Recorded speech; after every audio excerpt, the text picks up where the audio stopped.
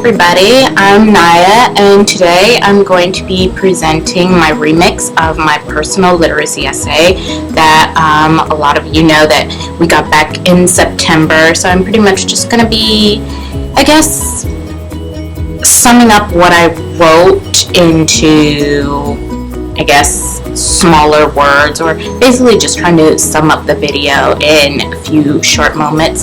So let's get this started.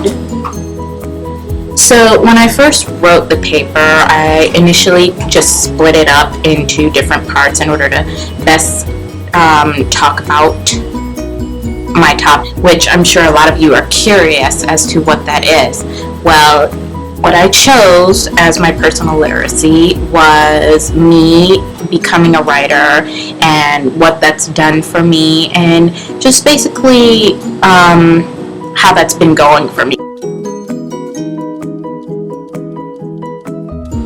So I chose this specific literacy because I thought I would have the most fun talking about it, or of course writing about it, and I also thought that I would get better dialogue out of it as well, as opposed to me choosing a personal literacy about being a freshman at Michigan State University, how I've been acclimating to being on my own without my parents, without, my family who are like, I don't know how many miles, or my personal literacy of being an African American woman. They honestly seemed a little bit too textbook to me, which is why I didn't choose those. I wanted to choose something that was really, really personal to me, and I could feel like I would let the reader, whoever was reading the paper, get to know me a little bit better, like see what's all going on in here.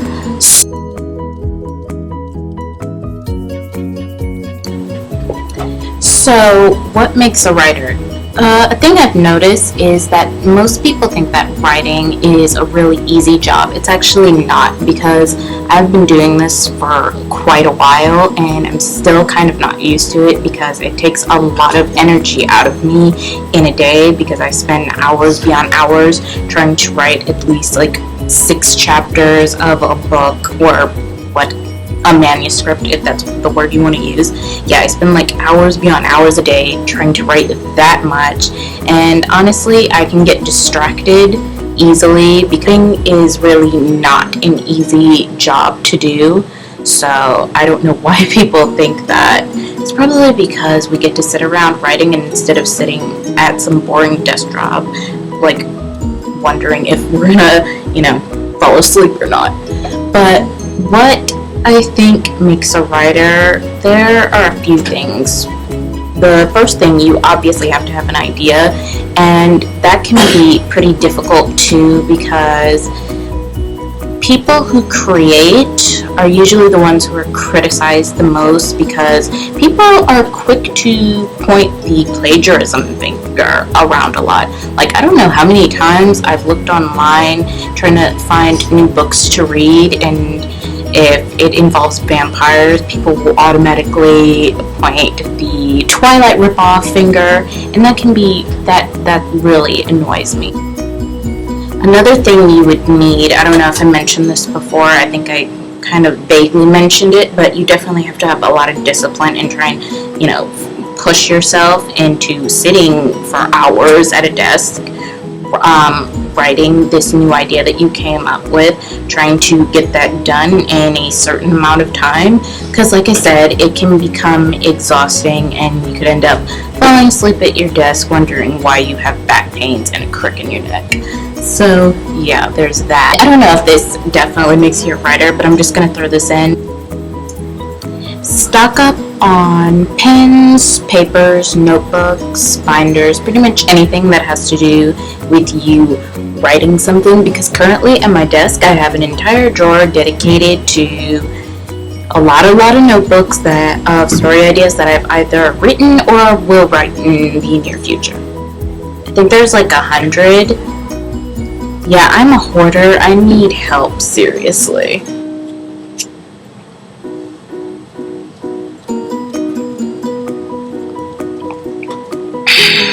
coffee. Oh yeah, this is something you should also stock up on too. Lots and lots of coffee if you want to pull those all-nighters to get a 300, 500 plus book written in a certain amount of time.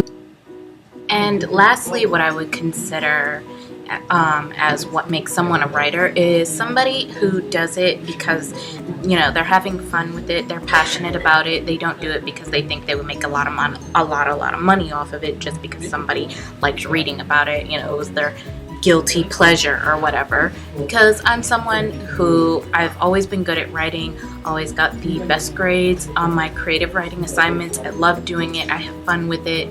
So yeah, people who have that mindset, I would definitely consider them writers. People who don't, maybe you should choose a different career path. I'm just saying. I definitely plan to have my work published one day. I definitely plan to send one of my many manuscripts to a publishing house. Don't know which one yet. But fun fact, I actually have an aunt on my mother's side who is an alumna of MSU, and she actually had one of her books published.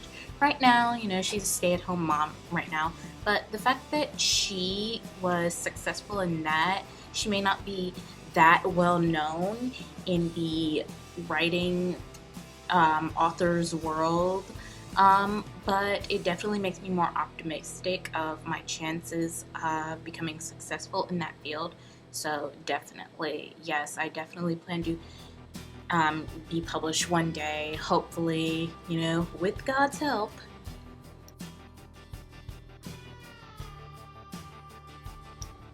My advice for any future writers out there, and since I'm not a professional, I just, I'm getting there slowly, so you can take this in stride if you want, is to just don't be afraid to get your opinion just out there in whatever you're writing about.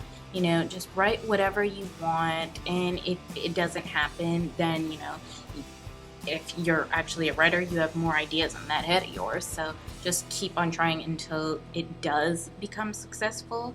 But, just be creative as you want. There are no rules. Do not set up any barriers or anything. Alrighty then, so I guess that's it for today. Thank you for watching, and I'll see you next time. Bye!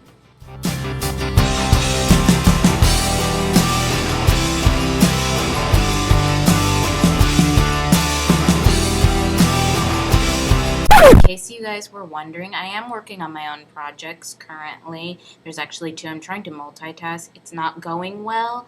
One is a singular novel. It has a kind of a dark subject. And the other is the first in a paranormal series that I'm working on. No, I'm not going to get into details. You'll have to stay tuned until it gets published, which it will.